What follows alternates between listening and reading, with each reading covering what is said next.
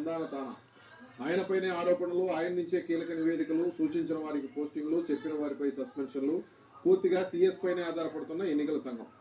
రాజేంద్రనాథ్ రెడ్డి సిబ్బంది, సిట్ సభ్యులు, ఆయన హయాంలో నియమితులైన అధికారులపై నిష్పక్షపాతమైన నివేదిక ఇవ్వగలరా?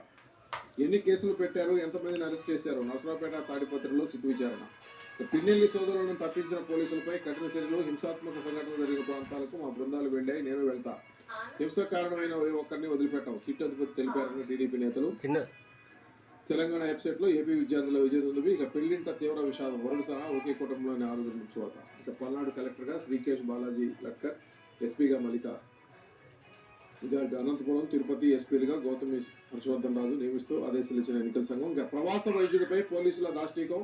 గన్నవరం విమానాశ్రయం నుంచి ఎత్తుకెళ్లి దాడి. గుండె నొప్పి అన్న ఆసుపత్రికి తీసుకెళ్లకుండా జాప్యం.